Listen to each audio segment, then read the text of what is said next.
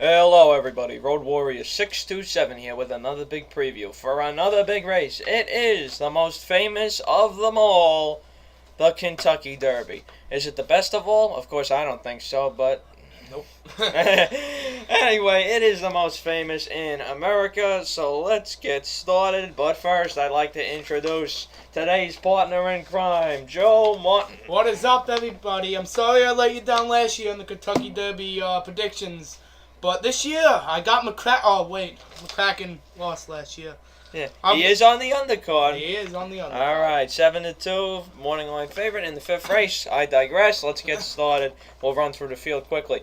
Firenze Fire should be going a mile, shouldn't be going a mile and a quarter. Number 2, Free Drop Billy has done nothing lately at all. Actually, has a grass pedigree. The 3 promises fulfilled. Loves the lead, is evidenced in the Fountain of Youth. A hot pace will kill him. Flame Away, a cool horse. Might want to go shorter. Audible has won from all different scenarios within a race. Maybe he'll drift up because of all the attention on a couple of others. Good Magic, your 2-year-old champion. Speed figures are low lately. Only positive of Chad Brown is always a good sign. Number 7, Justify. Your darling in this race. Undefeated, 3 for 3. Did not race 2-year-old. Apollo Curse, whatever. 8, Lone Sailor. Good training in the morning. Only one good race on the track. To me, that was last time in Louisiana. Hofborg, kind of everybody's wise guy horse in this race. Ran well with Audible in the Florida Derby. Nice price. Only concern is he seems to be everybody's wise guy horse, and will his odds go down? The 10, My Boy Jack. Only possibility to win is if the pace collapses, like to come off the pace. Baltoro, all the attention's on Justify. He's really good.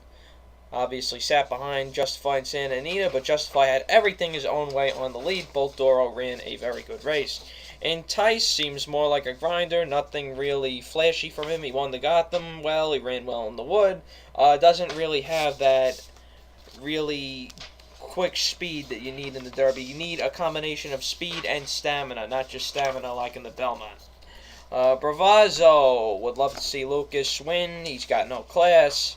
Mendelssohn, the foreign horse, is going to be an extreme underlay, in my opinion. These foreign horses, they do not win the Derby. Money! Aiden O'Brien does not win in North America outside of the Breeders' Cup. In Still Regard, we'll be rooting kind of for him because of a guy I like named Lee Davis. He was on Horse Players. He made a giant early bet on him earlier in the year.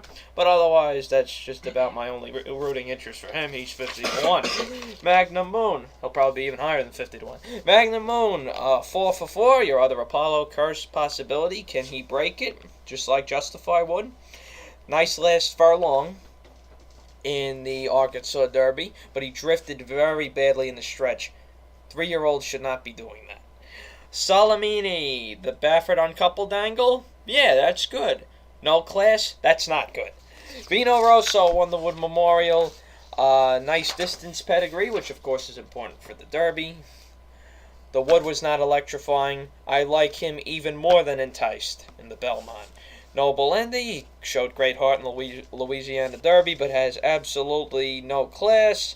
And Combatant hates going long distances, and good luck with the also eligible Blended Citizen even drawing in this race. I want to go back to the 18-horse Vino Rosso trained by Pletcher and rode by Johnny. I do want to say, coming out of the 18 post position, that if anybody could ride this horse, it would be Johnny. Absolutely, Johnny V's the best from any post position. His specialty's more on the inside, but Johnny is the best. To me, he's still the best jockey around, and I trust him more than anybody with pace and with post. All right, so do you want to get into predictions, or you want to go over some more horses? One thing I want to bring up before we get into our picks, actually, is the race dynamics. Mm-hmm. This race will more than likely feature a pretty fast pace. I'm thinking for the half mile, something around 45 and 4. I'd be very surprised if it's over 46 because of all the speed that we have in the field. Now, that's going to obviously hurt horses on the lead, and it's obviously going to help horses coming from behind. Now, how far behind do you want to be? The Derby field is usually extremely strung out. The doesn't look like it's going to be a sloppy track, which is when you tend to see those big closers come in. I think somebody with a trip kind of like what I'll Have Another got back in 2012 is going to be in a good position to win this race. Obviously, Bodemeister went out to the lead, ran his heart out. I'll Have Another came and got him. So somebody in that 6 to 8 post position, about 6 or not post position, but 6 to 8 lengths going around the clubhouse, turning into the backstretch, and about 6 or 8 lengths off the lead would seem to fit the bill for this sort of race, because you don't want to be extremely far behind. But it's obviously not as complicated as in the Belmont when you tend to really want to be closer to the lead. So horses in mid-pack, check. Horses toward the front, maybe check. Horses from the back, maybe check. Definitely not all the way in the front. Definitely not all the way in the back. Okay. So predictions? Predictions? I mean, you could go first because I'm still pretty much undecided here. I got to give you guys a winner, so yeah. I don't know You really got to think about it. I'm not thinking about this anymore. I did all my homework yesterday. Man, I hate that word, homework. Here we go. Your winner of the 144th Kentucky Derby is Audible. Todd Pletcher. Javier Castellano won the Florida Derby and will be a good alternative to Justify, Magnum Moon, and the Foreign Horse Mendelssohn. He's also a New York bred. Maybe that's a little bit of just me wanting to see a New York bred win again, since Funny Side. But he's really got talent. He's got good speed figures, 99s. Probably have a good trip. Right in that seat where I want him, about 6 or 8 lengths off the lead. If anything, Castellano will adjust. Second, I got Boldoro. Boldoro is your other West Coast horse. Obviously, the first one is Justify. He's a damn good horse. Sit behind Justify in the Santa Anita Derby. I see him having a very similar trip to Audible, with Justify a couple of lengths in front of Boldoro. My third choice is kind of the wise guy horse, Hofburg. Belmont hardly ever brings horses to the Derby. Ran well with Audible in Florida. Nice price. Hopefully his odds don't drift down too much. Even if he's around 16 to 1 from his 20 to 1 morning line, I'll take that. And fourth, Justify, just out of respect for him, out of respect for Baffert, out of respect for Big Money Mike Smith. And just because I'll throw in an extra one in there, Vino Rosso, the winner of the Wood Memorial. He ran well in that race, got the distance pedigree. And, of course, Johnny V in the saddle. Joe, it's all yours. All right, this has been very hard. I'm actually doing this. I've narrowed it down to 5 horses. And the reason why, I don't know why Andrew didn't tell you, but the reason why we're doing the 5th place horse is because on Naira... Yeah, for some reason they're showing the 5th place horse during the race now. Who cares? No one really I don't cares. like the new layout. I like the old layout. All right. Really. So, guys, I guaranteed you guys a winner, right? So I'm gonna give you a winner, and my winner for the Kentucky Derby is Justify and Bob Baffert winning a Kentucky Derby, and the Apollo curse will be broken. Wow. Okay, well, here's one thing you won't break if that happens. What? We've had, 1, 2, 3, 4, 5 straight winning favorites. Yes. This would be 6. This would be 6. So, yes. there's a good angle. And I only... Listen, man, this was very hard. It was between my second horse, which I have trained by Chad Brown, and the jockey will be Ortiz, Jose.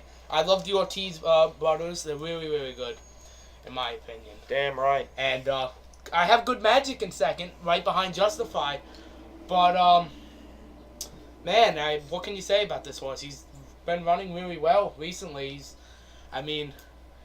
He could very well beat Justify, in my opinion. But, yeah, he's run well lately, but the speed figures, to me, really aren't even there. And this 2-year-old... champion after winning that one race. I don't know how he was voted 2-year-old champion. It really should have been Boldoro after that trip he had in the juvenile. But I digress. All right, Go ahead, and Joe. third place, right behind Justifying Good Magic, I have my boy Jack, who has won his last 2 races he was in. And I could see him winning this race. He could possibly win this race if there's a very fast pace in the race, which there probably will be. Yes. But I feel about my boy Jack is he'll jump out to the lead, and he'll slowly fade in the Kentucky Derby. I think you'll be a little bit smarter than that. He tends to come off the pace, so hopefully, if they just if they pull a Palace Malice, they're gonna kill themselves. Palace Malice. But hey, maybe they'll win the Belmont then. Listen, who do you think? Who do you think here? Which before I get to 4 and 5, who do you think will go straight out to the lead? Do you have any idea? I have one idea of who might go to the lead. Promise is fulfilled. That's just how he runs, and he'll kill himself. And he'll kill himself? Yeah. All right. Flame Away maybe goes out to the lead, yeah. too. Yeah. I could see even Enticed maybe going out to the lead. But, you know, I stayed far away from him because McLaughlin sucks. But, all right, so in 4th, behind my boy Jack, I have Audible by Todd Pletcher. And these last 2 horses will be trained by Pletcher. I could very well, all 4 of these horses, see winning the race. I mean, Audible is really, really great. Like, I mean, Castellano, I really want to see him win a Derby. Hasn't won one yet. And that's all I got to say. Watch out for Audible, though. And in 5th, I have Magnum Moon by Todd Pletcher. Undefeated, but as Andrew said, he did drift at the end of his last race. And that's kind of worrisome because 3-year-olds should not be running like that. No, save that for the 2-year-olds. Save it for the 2-year-olds. And that's basically it. He'll have to break the Apollo curse, too. Yeah. All right, guys. I promised you a winner, so Justify. Put all your money on Justify, even though you're not going to win nothing. Yeah. But put it on Justify. He might even go. I have a suspicion that he might even drift down to like 2-1, and that would be a disgrace. But I see it possibly happening because these hype horses, they draw money. Yep. And with Gronkowski out, he was the horse that to me was going to be the giant underlay because of his name. But now you don't really have a story horse. You more just have an undefeated horse that's got so much buzz, and that's where, to me, all the money's going to go. So for me in the Derby, 5, 11, 9, 7, 18. For me in the Derby, it is 7, 6, 10, 5, and 16. All right, sounds good. If you want to watch the Derby, you can watch the largely bad NBC telecast. Oh, yeah. I believe post time for the Derby is around 6:35. But you know they're not starting until like 8:30 because the chips are down. But in reality, they'll probably start around like 6:46 or something like that. That's it, everybody. Always remember, pay your bills first. Joe, thank you. I'll leave a link to your channel in the description. All right. And you can always find them on the My Friends or featured channels, whatever you want to call it, on my YouTube channel. And enjoy the race, everybody. Go Justify. Yeah. Drink your mint juleps, lose your money, and have a awesome Derby day. We'll see you for the Preakness in 2 weeks.